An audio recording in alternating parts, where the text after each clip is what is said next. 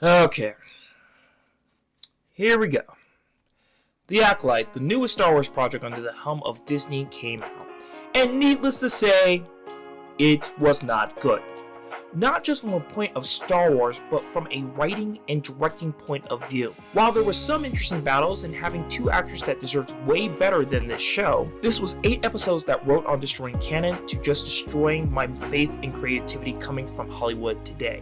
A show that, if a rumor is true, once again this is just rumor, was not even supposed to come out due to the negative test screenings, and at the time Disney CEO Bob Chapek trying to bury it, with Kathleen secretly trying to push it with the showrunner/director Leslie Headland behind the way, getting it put out there in an entertainment magazine from there. The Acolyte went into production, interviews, and a Star Wars celebration about Leslie already being a very controversial person that some fans felt shouldn't even be around the show due to her involvement with Harvey Weinstein. That became the first black eye for the series, and it continued to limp on from there. Now the show was on the way, and with everything, I was skeptical. Skeptical after hearing the interviews, the skeptical disaster that was the celebrations, where we were being told that there is black safe spaces for Star Wars fans, and how it was going to overthrow the patriarchy, and finally to show how the Jedi have always been the bad guys. Now, someone like me, this made me cringe hard, but I was willing to give it a try. And needless to say, I was forced to deal with someone's fan fiction/therapy session that was put out for everyone.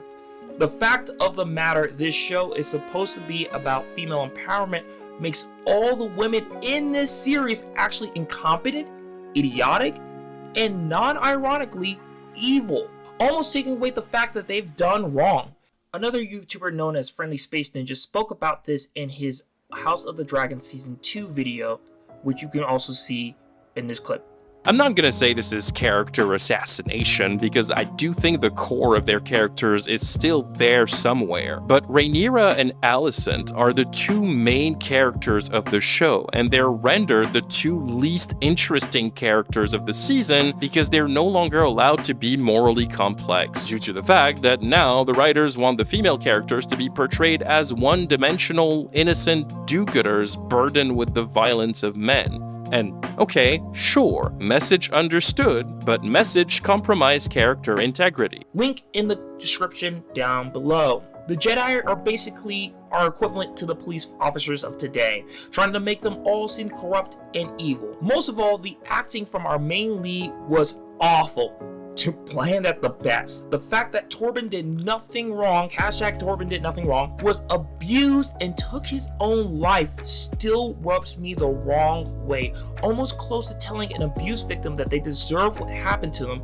because of reasons. Furthermore, slapping in the random cameras that they try to tie themselves into the major Star Wars universe, claiming it's something new and different when in all reality, they took plot beats from other movies and the EU to make a poorly 8-episode season. From the ratings plummeting since the first 2 episodes, and the actress Amanda Stenberg attacking the fans with a video that frankly makes me sick of Hollywood preaching to us, the consumers, how to think and whom to hate. To the Mr. Box writing that was so obvious that it hurt and honestly made me so upset how stupid they think the audience is. With all that being said, in the end, this led to the series cancellation of the ill-fated series known as The Acolyte. Now, why am I talking about this? Why am I even putting my hat into the ring about this? Why am I even trying to give my 2 cents about this? There has seemed to be another attack on the fandom that is Star Wars, and I am frankly sick and tired of it. After the cancellation of The Acolyte, the usual suspects came out of the woodworks, beginning to attack the fandom, and went after anyone that didn't like it, claiming that it had to do with sexism and racism, and not the fact that this was a poorly made show. Even Amanda herself did no favors to the show's revival after making a 8-minute video basically explaining how it was these things that killed the show, basically being the alt-right, conservatives, white, and men. Not the fact that the show was killed by ratings and the lack of viewership. A show that I want to remind you costed over $140 million for the entirety of the series, which I still don't understand where that money went. It still looked pretty basic, even with the lightsaber fights, for what they were given to do with that budget. Amandla talks and admits that she is very much in her own echo chamber, all while trying to pull that she doesn't care by doing her hair. Now, if that doesn't show you disrespect for the fandom, I don't know what else to tell you at this point. Also, not to mention that Amandla made an awful video attacking the fans, especially the white fans, for the failure of the show, which drove viewership even more down, making the fans less likely to support something when they are being called those things, and the fact that they have yet again used black fans as a shield to protect them from their terrible productions is something I am tired and not willing to stand up for. The fact of the matter is this: are there racist, homophobic, misogynistic fans in the fandom? Like Star Wars? Yes. But is it close to the majority of what the outlets and the actors and all the Hollywood people are telling you? No. I think it is so weird that we have two series with Hispanic lead actors, that being Andor and The Mandalorian, and no one makes a peep about racism, but if it's anything else, I guess it's just that. Also, not to mention, another great movie that everybody heralds as one of their favorites, Rogue One, had one of the most diverse cast with a female lead being Jyn Erso. Yet I hear no one talk about that movie. Maybe it's just because, once again, your project sucked. This rubbed me the wrong way because I haven't experienced this racism or hate in the fandom. The only time, and I mean the only time I ever did, was when I cosplayed as Luke Skywalker from Return of the Jedi.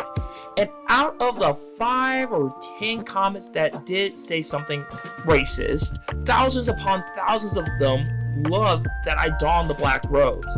Now, I'm not saying my experience is everybody else's, but the ones that I have talked to that are not terminally online all the time have also shared that experience as well. The fact is this: Star Wars, a space opera, was made for young people to tell stories about life lessons.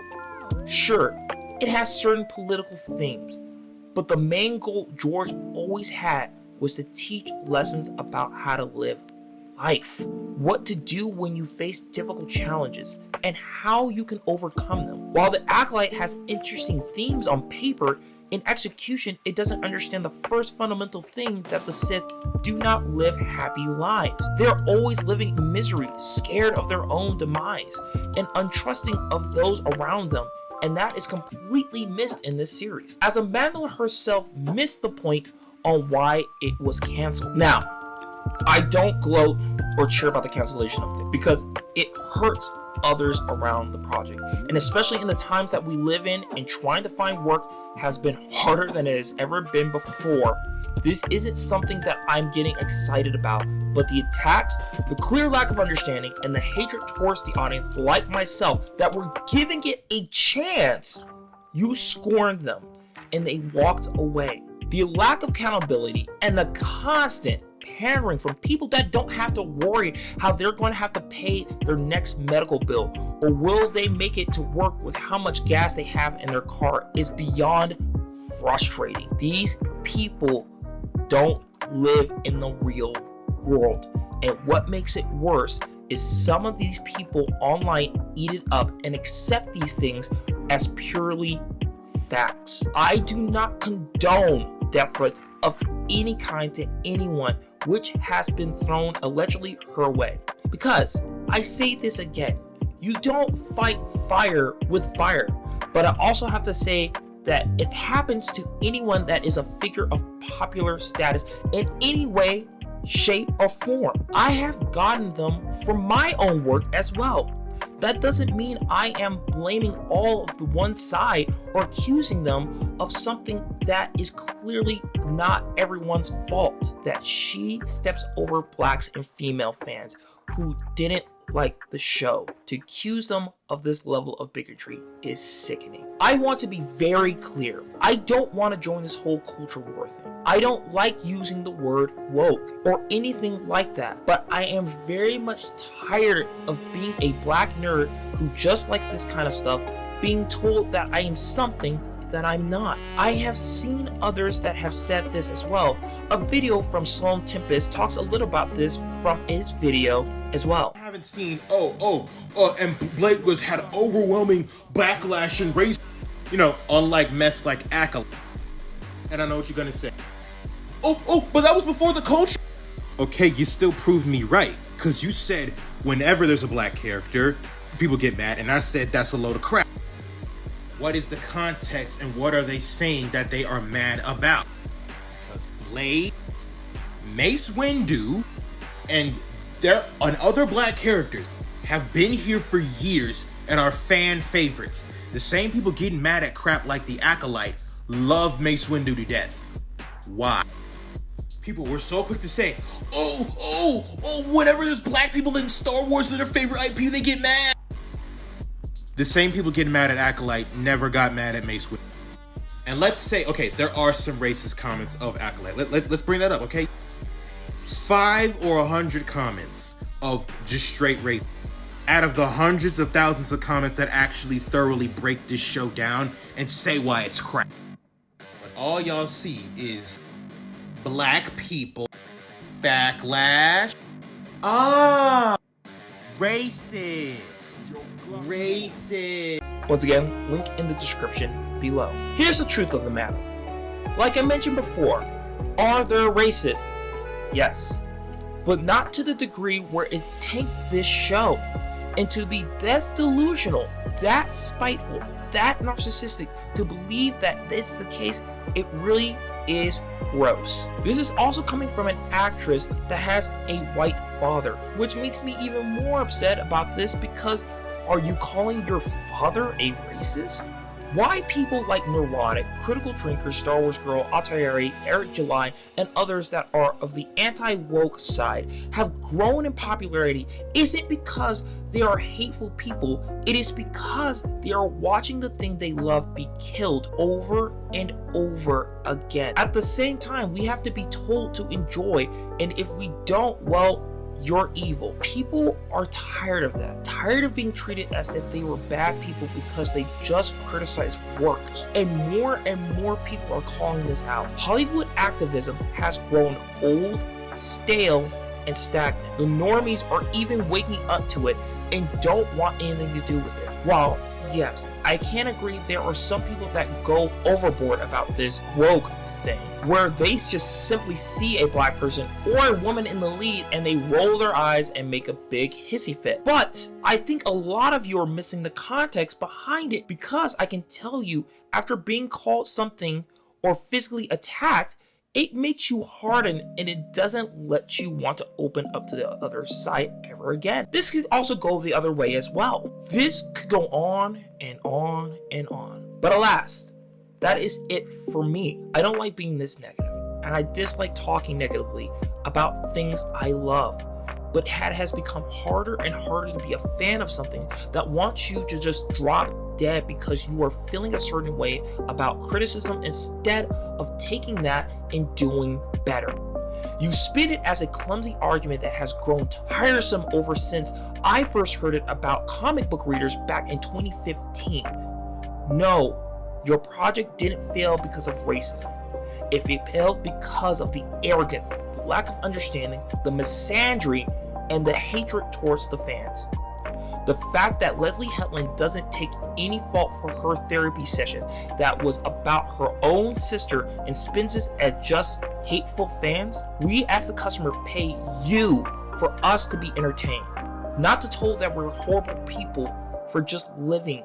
And that's what is killing Star Wars, the destruction of hope, redemption, and being a good person who can make mistakes and come out in the end a better person than they were before. But I fear the Empire has truly won. It is time to move on and start creating our own independent content and making new things like Star Wars, or something better than Star Wars, which I'm starting to do myself. They will not break a fan that loved this series since I was a child in the 90s. Don't be sad that it's gone, but be happy that you have those memories and move on with life.